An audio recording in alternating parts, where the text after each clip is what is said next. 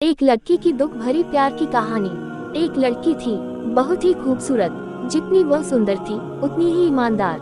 न किसी से झूठ बोलना, न किसी से फालतू की बातें करना, बस अपने काम से काम रखना। उसी क्लास में एक लड़का था, वह मन ही मन उससे बहुत प्यार करता था। लड़का अक्सर उसके छोटे मोटे काम कर दिया करता था।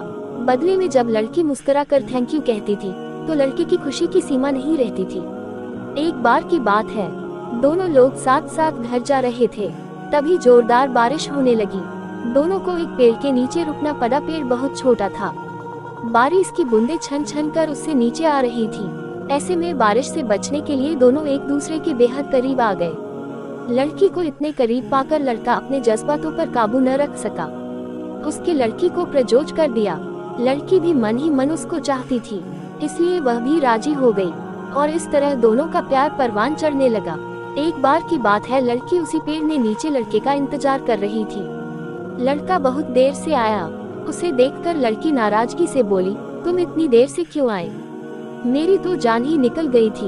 ये सुनकर लड़का बोला, जाने मन, मैं तुमसे दूर कहाँ गया था, मैं तो तुम्हारे दिल में ही रहता हूँ। तुम्हें यकीन न हो तो अपने दिल से पूछ लो।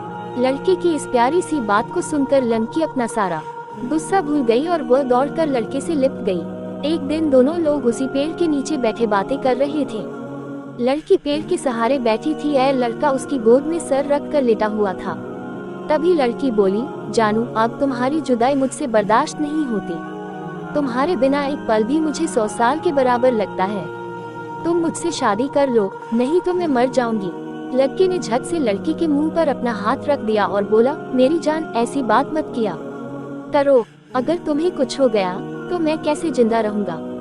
फिर वो कुछ सोचता हुआ बोला, तुम चिंता मत करो, मैं जल्द ही अपने घर वालों से बात करूंगा। धीरे धीरे काफी समय बीत गया। एक दिन की बात है, दोनों लोग उसी पेड़ के नीचे बैठे हुए थे। उस समय लड़के का चेहरा उतरा हुआ था। लड़की के पूछने पर वह रुआंसा होकर बोला, जान, मैंने अपने घर वालों को बहुत समझाया पर वे हमारी शादी के लिए तैयार नहीं है। उन्होंने मेरी शादी कहीं और पक्की कर दी है। ये सुनकर लड़की का कलेजा फट पड़ा। उसका मन हुआ कि वह जोर जोर से रोए, लेकिन उसने अपने जज्बात पर काबू पा लिए और बोली, मैंने तुमसे सच्चा प्यार किया है, मैं तुम्हें कभी भुला नहीं सकती, प्लीज मुझे माफ कर देना।